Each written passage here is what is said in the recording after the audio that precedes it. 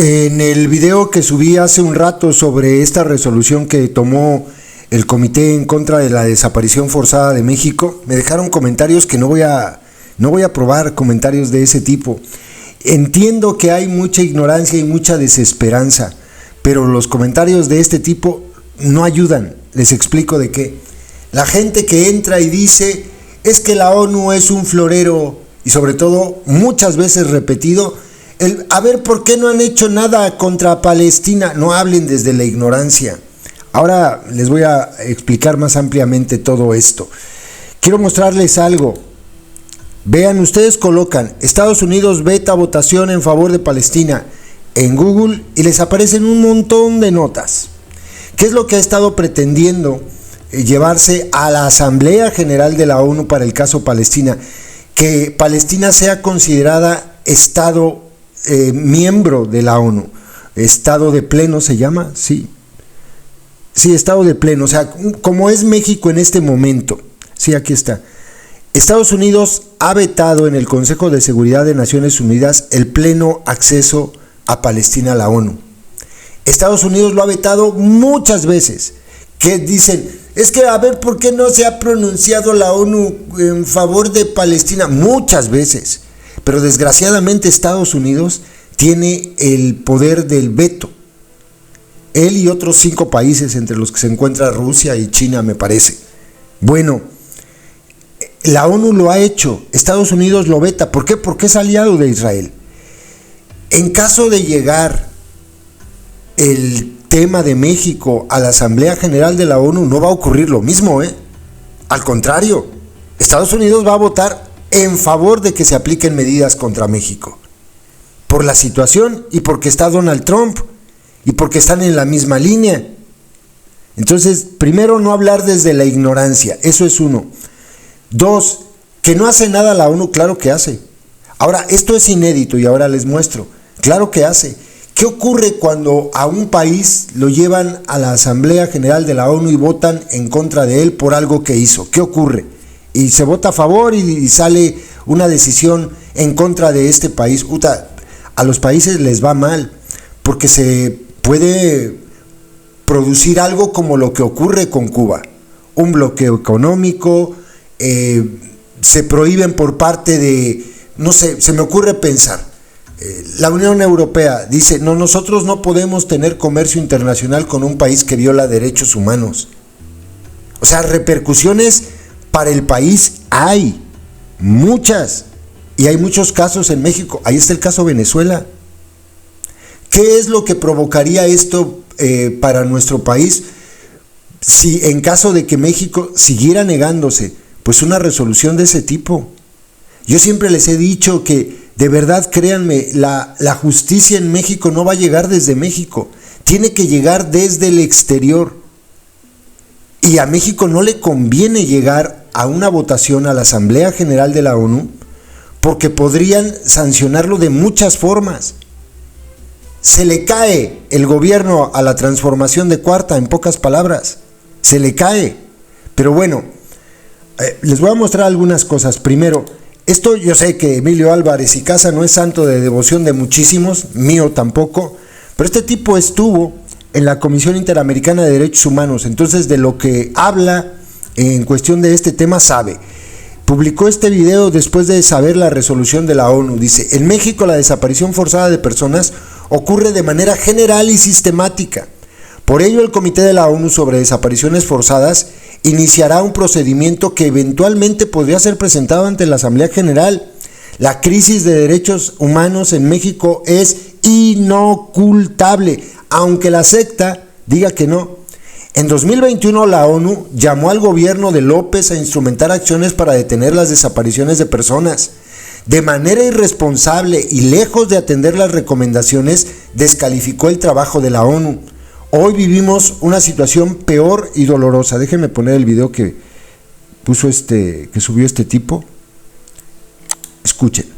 La crisis de desapariciones en México toma hoy nuevas alarmas internacionales. El Comité contra las Desapariciones Forzadas de la ONU, en la sesión del día de hoy, ha decidido implementar el mecanismo previsto en el artículo 34 para someter a México a un procedimiento extraordinario. Se trata de pedir información para valorar la existencia del fenómeno de las desapariciones de carácter estructural o casi generalizado. Conforme con el artículo 34, el comité decidió, primero, solicitar al Estado parte toda información pertinente en relación con esta situación, lo cual en absoluto prejuzga las próximas etapas del procedimiento. Recordemos que ya en 2021 este comité, el Comité contra las Desapariciones Forzadas de la ONU, había presentado un informe al Estado mexicano donde se habla de la impunidad casi generalizada en materia de lucha contra las desapariciones en México y también de un problema en términos de orden general. Las recientes informaciones de Tenochtitlán y otras más prenden las alertas no solo en México, en el mundo. Y lo que se hace necesario es que el gobierno deje la absurda posición para discutir si Tenochtitlán es o no un campo de exterminio. Lo que tiene que estar discutiendo es cómo evitamos que esas cosas suceden, cómo evitamos que sucedan las desapariciones en México, cómo evitamos el dolor de miles de familias, cómo evitamos que se revictimice a las madres buscadoras. Eso es lo que se tiene que hacer. La próxima semana el Poder Legislativo, Senado y Cámara de Diputados abra las puertas para escuchar a las madres buscadoras y a los colectivos. Como se dijo en la ley del 2017, sin las familias no. Toca atender lo que pide el Comité de Desapariciones Forzadas de la ONU y toca respetar, acompañar y dignificar a las madres buscadoras. Bien, les repito, Álvarez y Casa se ha convertido en un chacal de la política. Yo lo entiendo, no es santo de devoción de ninguno, pero lo que está diciendo es verdad, y la verdad, sea de donde sea, venga de quien venga, pues no podemos descalificarla nada más porque no tenemos afinidad política con este tipejo. Ahora, otra cosa importante, tampoco la ONU es santo de devoción de nadie, pero a estas alturas del partido, repito, la justicia no va a llegar desde México. Tiene que llegar desde fuera, y es lo que han estado impulsando las familias de colectivos de búsqueda, es lo que han estado impulsando muchas organizaciones, entre ellas, por ejemplo, lo que ha estado pidiendo muchas veces el Movimiento por la Paz con Justicia y Dignidad, lo que ha estado diciendo Jacobo. ¿Saben qué? Lo que López se comprometió a hacer al inicio de su sexenio, antes de que llegara al gobierno, estas reuniones que tuvo con gente de derechos humanos, entre ellos Sicilia, Jacobo Dayan, en donde se comprometió a crear un mecanismo internacional para que se investigaran todos los crímenes que se habían cometido en el pasado, crímenes de Estado. Y aquí quiero hacer una pequeña aclaración. Si un crimen de Estado lo cometió el PAN o el PRI, eso no significa que la secta no tenga la obligación de resolverlo, porque por ejemplo la postura pendeja de Lady Repsamen de decir, no, pues es de que ya en este gobierno las desapariciones no las comete el Estado, el gobierno no se mete en eso. Ay, con eso te la quitas. Oye, palurda, ¿y ya se resolvió la desaparición forzada de 43 estudiantes? ¿Y todos los demás casos? Ahora les muestro cuántos van. ¿Ya se resolvió alguno? No, ninguno. Entonces, México está incumpliendo su obligación como Estado. Los problemas de Estado no tienen firma de partido, son del Estado. Si se cometió un crimen en el sexenio del PAN, del genocida Calderón, otro en el sexenio del PRI, del delincuente Peña, otro en el sexenio del Gusano López, tienen que resolverse. Es obligación de Lady Repsamen. No puede eludir su responsabilidad, porque ella es la representante primera del Estado mexicano, para que les quede claro. O sea, todos los crímenes de Estado, en pocas palabras, son hereditarios para el que queda como presidente, como gobierno. No puede eludirlo Lady Repsamen. Quiero mostrarles también otra cosa. Yo no lo sabía, pero resulta, bueno, no está acá. Resulta que esta es la primera vez en la historia de la ONU que se pretende activar este mecanismo, o que se active este mecanismo para hacer que un Estado miembro, en este caso México, cumpla con la protección de derechos humanos. Fíjense, el comité solicitará información al gobierno de México como parte de la apertura del procedimiento. Una vez recibida la información, el comité podría llevar la situación de México con carácter de urgente a la Asamblea General. Este anuncio es inédito en la historia de México y en la comisión y en el Comité contra la Desaparición Forzada, pues es la primera vez que se aplica a un estado parte. La primera vez. Dice el Centro de Justicia por la Paz de Guanajuato, es un reconocimiento sobre la preocupante situación que ha vivido México en materia de desapariciones por años y abre la posibilidad para que haya un escrutinio internacional que ayude en el acceso a la verdad y a la justicia para miles de familiares que buscan a sus seres queridos. O sea, por eso es muy importante lo que se acaba de anunciar. Otra cosa que les quería mostrar, fíjense, nada más. Después de nuestro país, Irak ocupa el segundo lugar con 608 casos de desapariciones forzadas. O sea, nosotros tenemos el primer lugar a nivel mundial de casos de desaparición forzada. ¿Qué es la desaparición forzada para el que no lo entienda? Donde participan agentes del Estado, de cualquier nivel del gobierno, de cualquiera. Y en nuestro país hay muchísimos casos de eso, no sé ni cuántos sean. Pero si estamos hablando que en Irak hay 608 casos, 608, ¿cuántos habrá en México? Solo de desaparición forzada. Pero esto no implica que la desaparición cometida por particulares, en este caso como los cárteles o lo que sea, no sea responsabilidad del gobierno en su conjunto. Es su responsabilidad y tienen que atenderla. Esta es una pequeña entrevista que le hicieron a Michelle Chamberlain de una consultora. Fíjense lo que dice aquí arriba.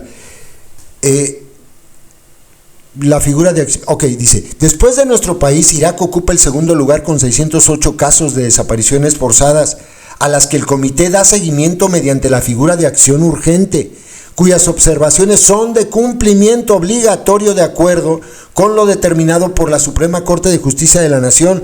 Cabe recordar que en 2016 México presentó su primer informe periódico de país sobre las desapariciones y en 2021 se convirtió en la primera nación en la que el comité realizó una visita in situ, o sea, fue a México, de la que se emitió un informe y se ha dado seguimiento a las observaciones, procedimiento en el que se ha destacado que hay una situación generalizada o sistemática en materia de desapariciones. Ahora que el comité procederá a aplicar el artículo 34 de la Convención Internacional para la Protección de todas las personas contra las desapariciones forzadas, lo que eleva el nivel de escrutinio internacional con posibilidades de que la crisis de desapariciones en México sea analizada en la Asamblea de Naciones Unidas. ¿Qué es lo que sigue? Que el gobierno tiene que a huevo tiene que empezar a hacer las cosas bien. Esto le va a meter presión. Por eso decía yo, no voy a dejar comentarios tontos de que, ¿es de que por qué no dijeron nada en tiempos de Calderón? Porque estas son deudas de Estado. Punto, para acabar. Que se acaba. Y eso no abona. Lo que tenemos que hacer es ponernos del lado de los colectivos de víctimas e impulsar que esto se lleve a cabo. ¿Qué es lo que va a hacer México? Negarlo todo. Lo sabemos, lo han hecho siempre. Van a decir, no es cierto, es de que nosotros no desaparecemos personas.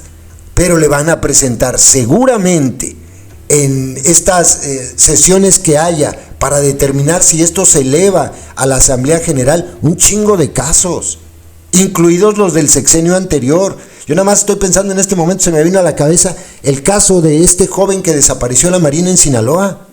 Está perfectamente documentado. Y como ese hay varios. Ahora, por ejemplo, el caso Teuchitlán. ¿Hay detenidos policías? Sí, entonces hay desaparición forzada. Porque intervienen agentes del Estado. Entonces hay muchísimos casos. Y México tiene que empezar a reconocer que esto es verdad. Y empezar a colaborar y empezar a trabajar para que esto pare. Si no lo hace, estoy seguro que antes de que llegue la mitad del sexenio de la palurda, esto va a llegar a la Asamblea General y al gobierno no le conviene. No le conviene porque allí sí se vota estoy seguro que se va a votar en contra de México. Si el gobierno de México no hace nada antes de que eso ocurra, va a llegar allá. ¿Qué es lo que podría ocurrir? Incluso que se forme eso que hemos venido diciendo, un comité internacional, un mecanismo internacional que vaya a México. México no va a poder negarse a menos que quiera ser expulsado de la ONU. Y eso es convertirte en paria del mundo. Y llegaría a México un grupo de personas que determine la ONU para investigar en nuestro país lo que está sucediendo. Y en caso de que esto ocurra, tengan, pero si por hecho, que se van a encontrar tantas pruebas en México de la barbaridad que ocurre, pero tantas que va a llegar un momento en el que se vote qué se va a hacer contra el país, y hagan de cuenta que le van a romper las manos y las rodillas a la secta, o al gobierno la secta. Eso no le va a convenir. O sea, llegar a esos niveles y una votación en contra de México lo convierte, como dije, en un país paria. No lo van a querer, se le cae el gobierno. Esto es por eso muy importante. Repito para finalizar el video, la justicia ante todo el horror que se está viviendo en nuestro país no va a llegar desde México. Menos ahora con la Suprema Corte que van a tener, ni el Poder Judicial Federal, ni los poderes judiciales estatales. Menos. Si no llega desde fuera, no va a llegar.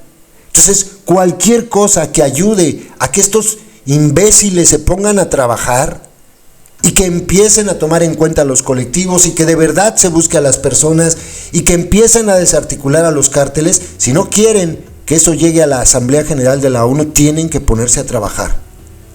Por eso es importante, no abonen al discurso de que es de que esto empezó con Calderón, no es de que la ONU ni siquiera votó por lo de Palestina. Entiendan la situación, son diferentes. Hay que apoyar a los colectivos, hay que impulsar esto, hay que seguir insistiendo en que sí, no es mentir, digan la verdad, chingao. Ustedes también adoctrinados, digan lo que viven en sus comunidades. La verdad es que estamos pasando una crisis terrible de violaciones sistemáticas de derechos humanos. Están asesinando gente, desapareciendo personas, te cobran piso. Todo el horror que ustedes viven, de eso hay que hablar, no mientan. No sirve de nada que mientan para apuntalar un pinche gobierno que si no es porque le aprietan el pescuezo desde Estados Unidos y con este tipo de cosas no hace nada. Si no hubiese ocurrido que Donald Trump llegara a la presidencia, ¿cómo estaríamos en este momento? ¿Habrían detenido a toda la bola de narcos que han detenido en estos tiempos? Pues claro que no. Por supuesto que no. Y todos sabemos que es así. Punto. Hoy en la noche vamos a seguir hablando de esto porque es muy importante lo que está ocurriendo. Por primera vez están volteando a ver a nuestro país y están diciendo, sí, pobres güeyes, llevan 20 años padeciendo todo esto. Vamos a ver qué está ocurriendo. Por eso es importante.